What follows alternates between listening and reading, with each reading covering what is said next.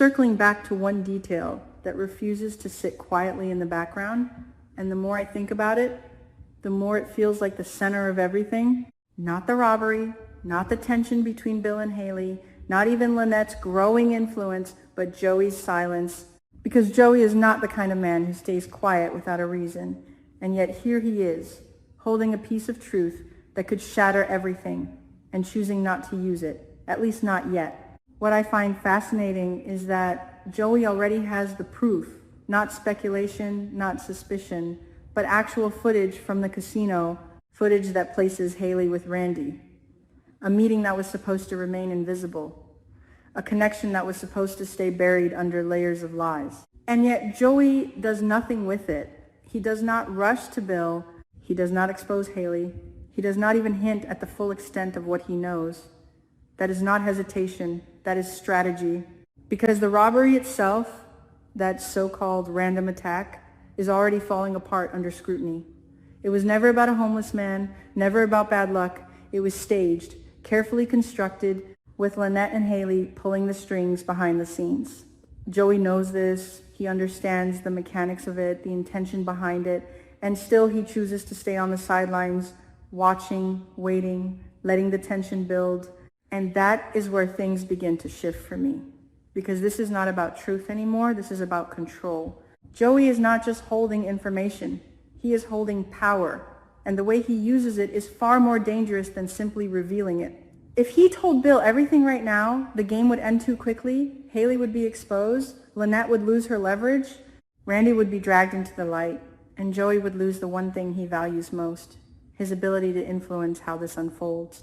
So instead, he does something far more interesting. He leaks just enough to Hayley.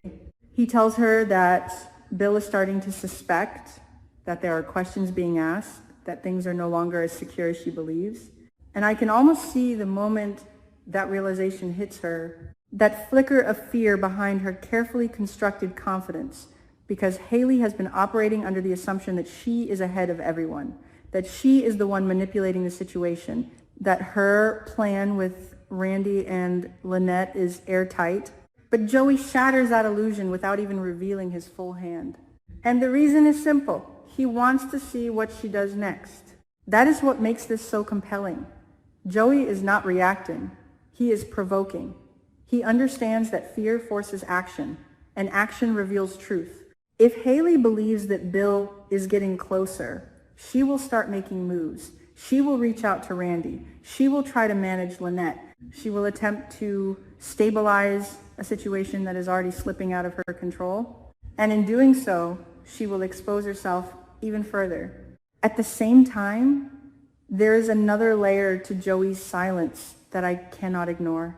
His relationship with Bill. Because this is not just about Hayley and her deception. This is also about positioning Bill exactly where Joey wants him to be. Joey does not want Bill to be independent. He does not want him to find the answers on his own. He wants Bill to need him. And that is why he keeps the truth just out of reach. Because as long as Bill is uncertain, as long as he is chasing fragments instead of seeing the full picture, he becomes dependent on Joey, on his insight, on his guidance. Joey is essentially replacing Martin, stepping into that space of influence, becoming the person Bill turns to when things no longer make sense. And there is an unspoken condition attached to that. If Bill accepts Joey's role, if he allows himself to be guided, then the truth may be revealed in a controlled way.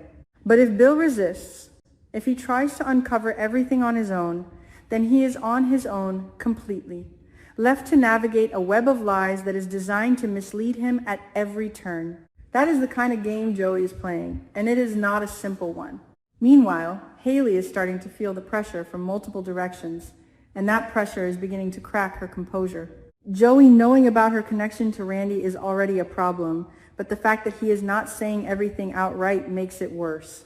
Because she cannot predict him, she cannot control the narrative, she cannot even deny, effectively because Joey is always one step ahead. Every lie she tells feels thinner now, every excuse feels weaker. And then there is the financial trail, something she likely underestimated. After the robbery, she used Bill's credit card, perhaps thinking that the chaos of the situation would mask it, perhaps believing that Bill would not notice, or that she could explain it away. But those charges are real, they are increasing, they are forming a pattern that Bill cannot ignore. And this is where Tomas enters the picture in a way that complicates everything further. Because Tomas is also watching, also gathering pieces, also forming his own conclusions. Bill is starting to realize that Tomas might not be wrong, that the warnings he dismissed earlier are beginning to align with what he is now seeing.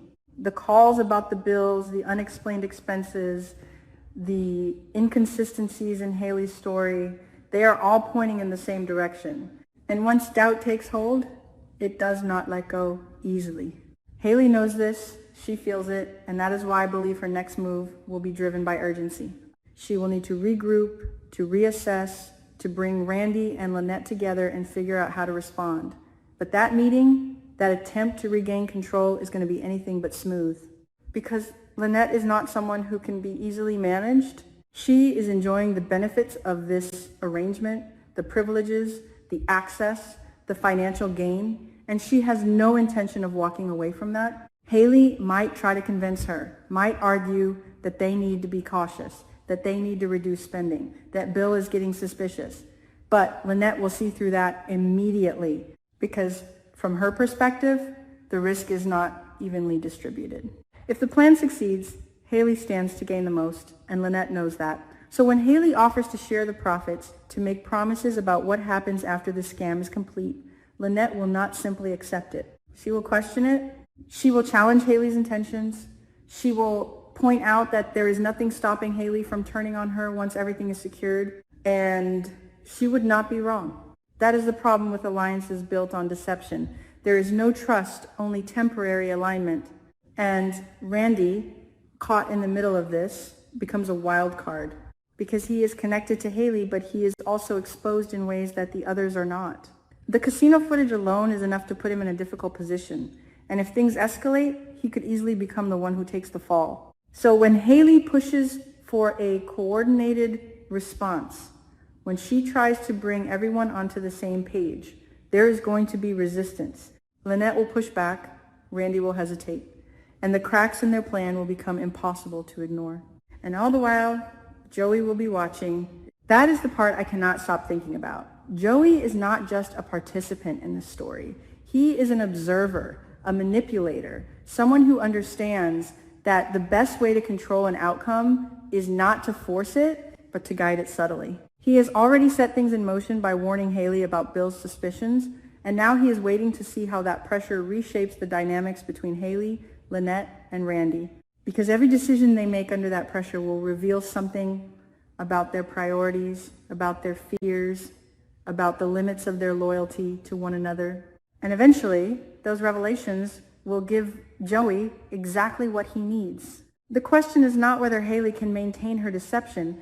It is how long she can keep all these moving pieces from collapsing into each other. Because right now, she is being pulled in multiple directions by Joey's knowledge, by Bill's growing suspicion, by Tomas's warnings, by Lynette's demands, and by her own need to keep Randy aligned with her.